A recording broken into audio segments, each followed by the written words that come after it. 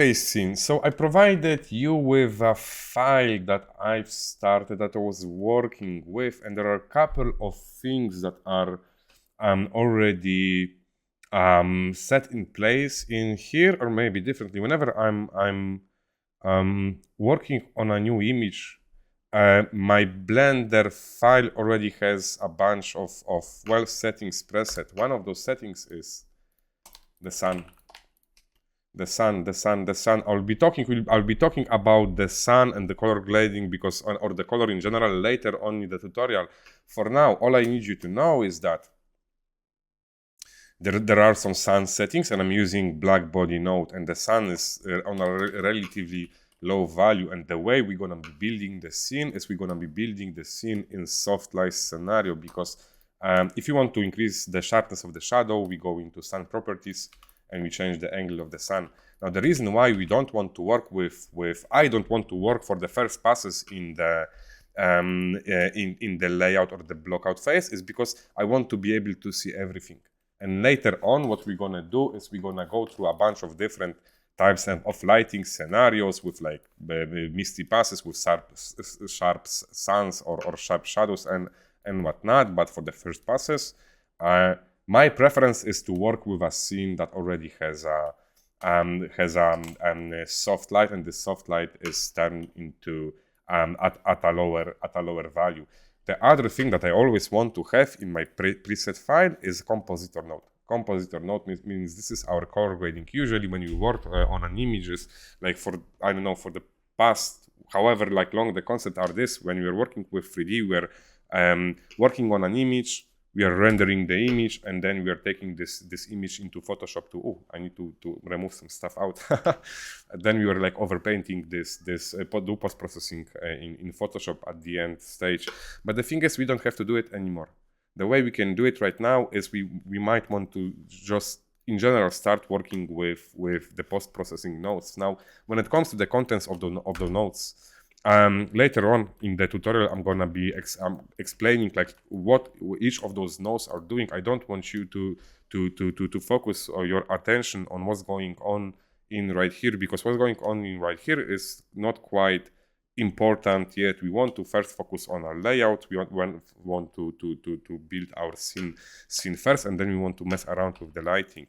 But what I wanted to say is still, whenever I'm launching my Blender window, I'll always want to have a compositor node ready and waiting for me, or doing something. Let me show you maybe in case of this image, how this image looks without the compositor.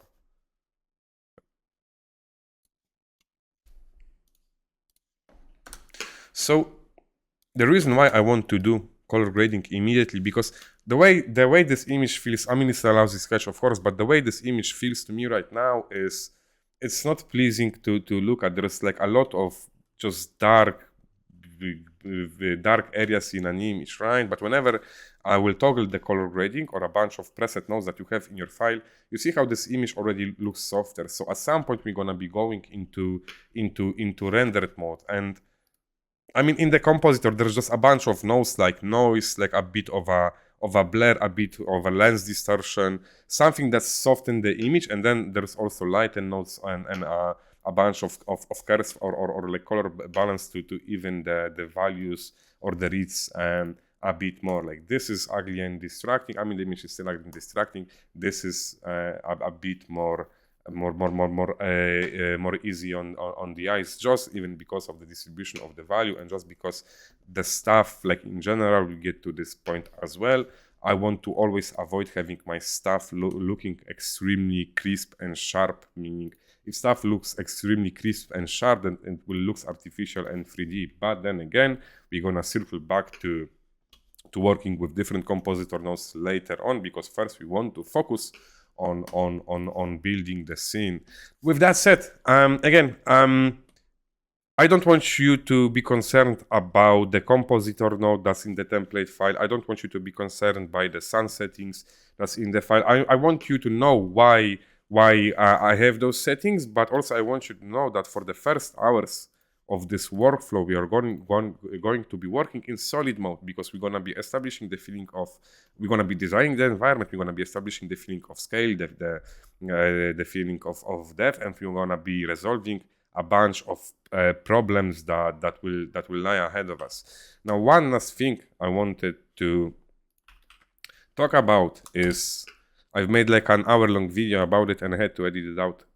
But what I wanted to say is whenever you open your Blender file, like this is my startup Blender file, not with the meshes in here, but with a compositor and with those sun settings and with some also HDRI settings. There's an HDRI already plugged into the map. We don't need to play with this HDRI map. We are not concerned about it. We're gonna get it like to HDRIs later on. And because I'm showing the HDRI map in here, like in your Blender, I mean, I'm using an add-on called Gaffer. You can get Gaffer from blendermarket.com. It's called Gaffer. I've spelled it right. I hope I did.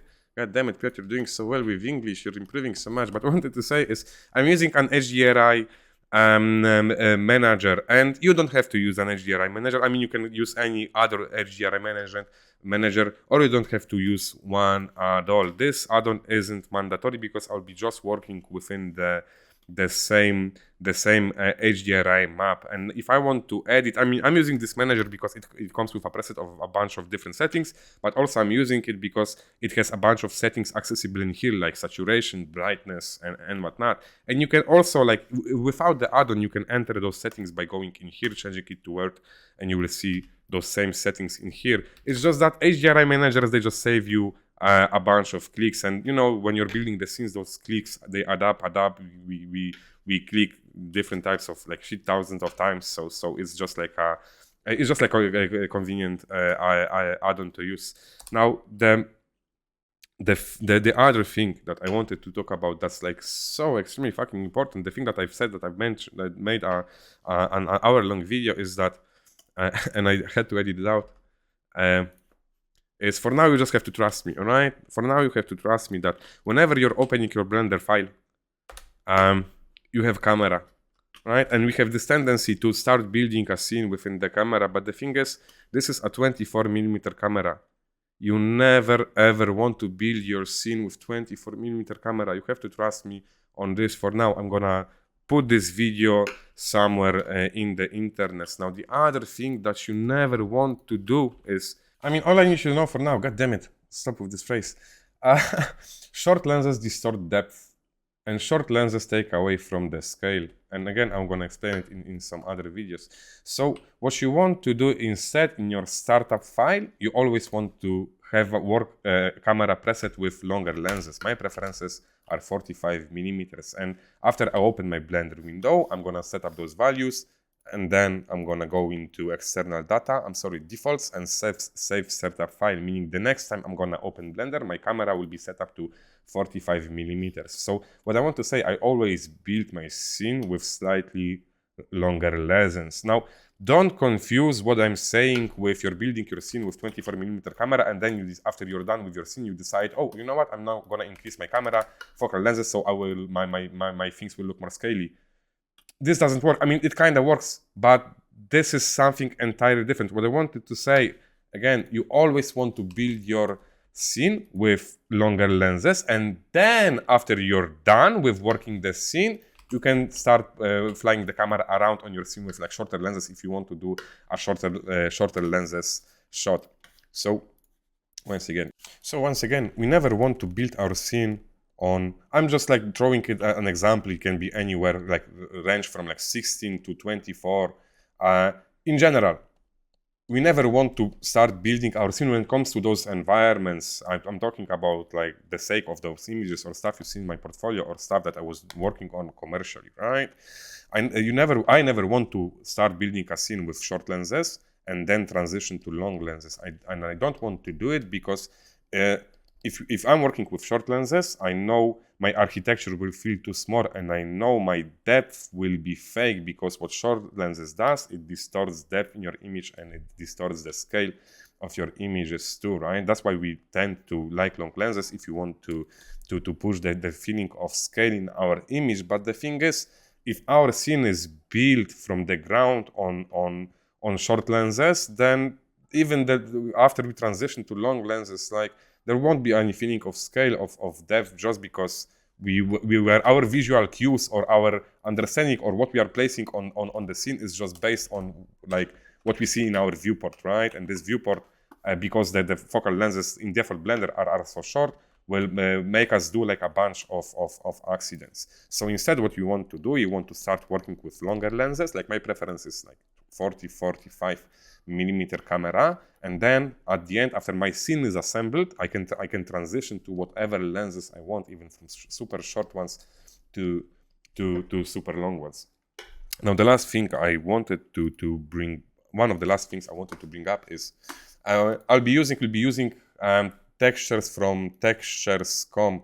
I really love those textures. I really love photos. I'll be explaining along the way what I'm looking for in the textures. But all I want you to know that we won't be working with PBRs at the beginning, and I'll be talking some smack about like add-ons that are having like PBR complex settings. Don't get me wrong. I love working with PBR materials. It's just that for the first passes of the image up until like even to this point, I wasn't taking care of distracted by the technical aspects, because if you're working with PBR materials, you go into a window and you start messing around with the nodes, and we don't want, oh, nice, great job cleaning the file, Piotr, God damn it. What I want to say is another file the same, fuck. What I wanted to say is I don't want to get distracted by the technical aspect, because if my mind goes from this is my canvas, to here, I'm already fucked. I'm done. I'm venturing into technical aspects of building the scene. So what I want to say, I might be talking smack about using PBR materials. I love using PBR materials. I love using add-ons. But for the sake of this workflow, I always want to keep my texture simple. I mean, you will see me will be only using a photo. And when it comes to the photos, like from Textures.com, I don't want to use the balls we see here, because those are PBRs. I might use them at a later stage when refining the image.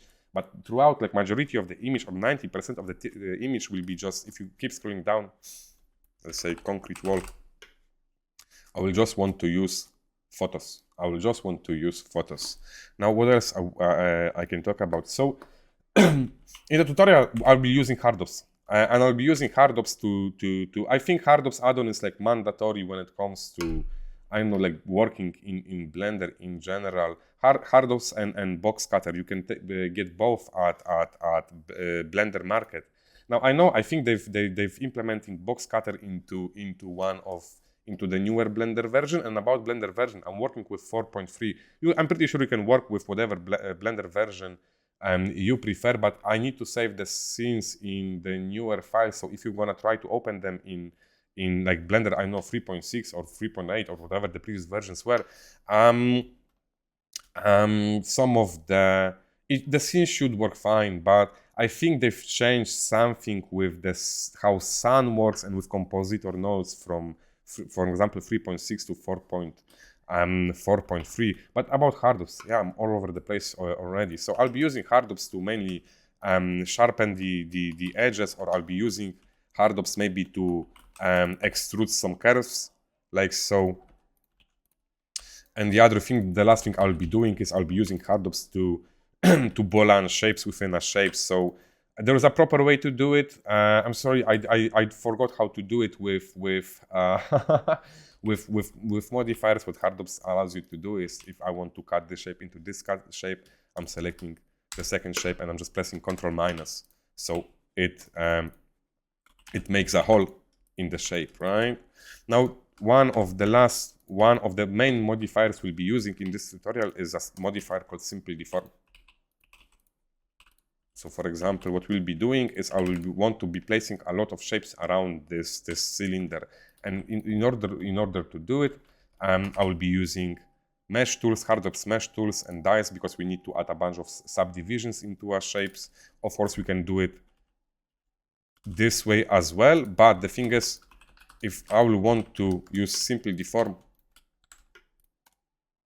I use quickly Boolean on a shape with like Boolean shape, then I won't be able to do the subdivisions like so, meaning I want to use Hardops, mesh tools, and dice in order to subdivide this shape correctly. And then what we're gonna be doing, we're gonna be going over here, press Simple Deform, and then working a lot with bends. Now the thing with Simple Deform is sometimes is bugged out. So meaning you will want to spawn your shape, you will a simple deform modifier, and you will want to achieve this exact effect. But what's gonna happen is your shape might glitch out. So I don't know what's the cause of this. Because we want to use bend on z-axis. Sometimes if this happens, what you need to do is go into edit mode and rotate your mesh by 90 degrees, and everything should work fine. And then you can rotate your mesh like so. And on simple deform, we'll be building majority of this scene. Is there something else that I wanted to talk about? No, I think that's it. All right. I hope you will enjoy the tutorial. Thank you.